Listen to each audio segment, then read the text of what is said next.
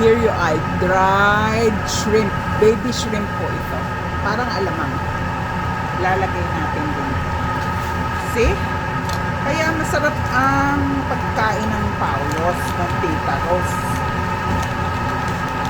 Maraming nilalagay na halo-halo para malasa.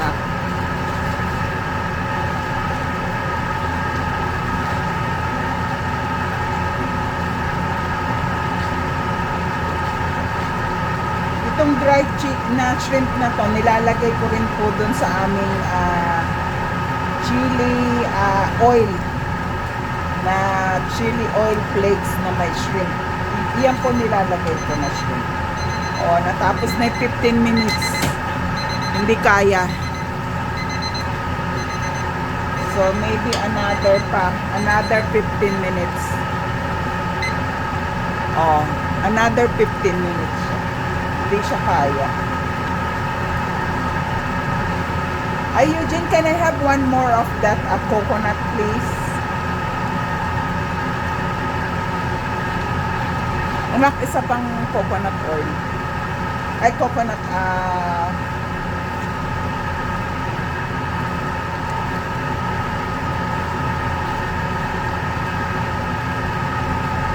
nakakaubo naman to.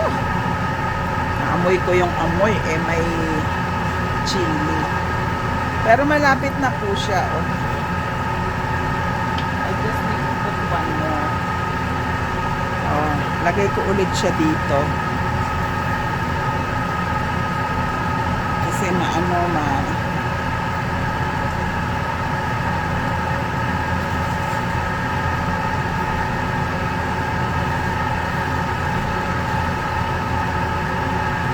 matutuyo eh.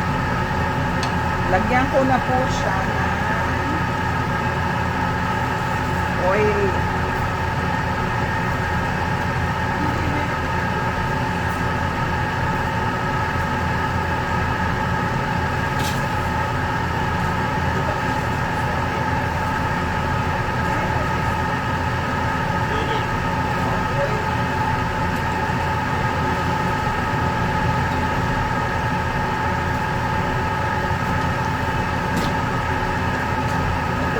Oil na sinasabi ko.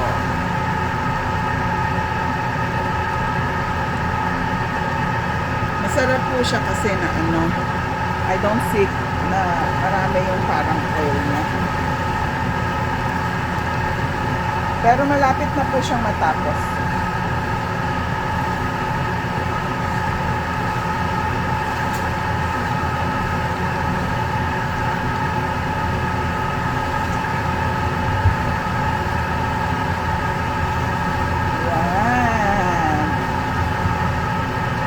Ganyan lang kadali. But I'm going to put some more para hindi siya yung parang dry. Ayoko rin po kasi nung sa akin ha, sa Paulos hindi po ganoon na dry naman.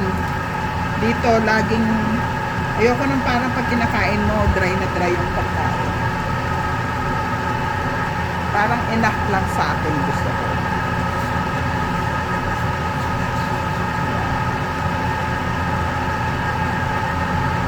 Talas po ng kutsilyo namin. Ako.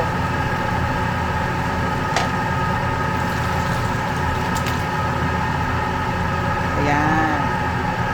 Kataon na yan pag naluto. Ito yung maganda.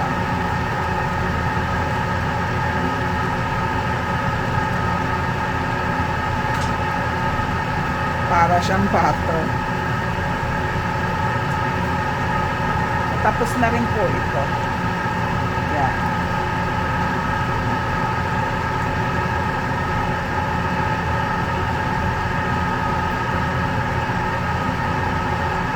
Ayan, maano na siya yung malapot. Pero ayoko po kasi nung lutong-luto yung dahon. Kasi pag lutong-luto parang ang lapot na masyado. So, luto na yan. Pag tunaw niyan, pag isang kulo pa, then it's done. Meron na po tayong masarap na laing. Mabili po ito kasi minsan yung mga tao, syempre tamad na rin mga magluluto ng laing. It takes time for them to do. Or minsan nakakalimutan mo na karamihan ng mga pagkain dito. Like sa amin, nung dati, wala pa kaming restaurant. Ang laman ng fridge namin, sinigang, nilaga, o mga ganong gulay, o pang-salad, ganon lang. Kaya po sa Paulos, meron kaming papaitan. Yung heat and serve namin, yung naka-frozen.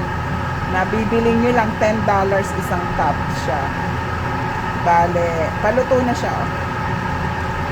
Ang meron kami papaitan, yung pong hindi ginagawa masyado ng mga tao. Papaitan, binagoongan, tapos yung pong ayan, malapit nang matapos. Oh, may 10 minutes pa ako dun sa additional na 15. Ayan. Papaitan. Ano pa ba yung naandun ko? Bopis, papaitan, laing, ito. And then we have binagoongan. Lechong paksiw po, meron din kami ha. Yung crispy pata po ginagamit namin sa lechong paksiw. Or sometimes there's a mix of yung ulo po ng baboy. Yun po yung mga mabibili sa amin na best in Calgary. Mga crispy pata po. Well known po ang Paulo sa crispy pata. Even you search it, Google it. Dito po sa Calgary, Alberta. Well known po kami sa crispy pata kare-kare, crispy ulo pala kare, sisig. Masarap din po sisig namin.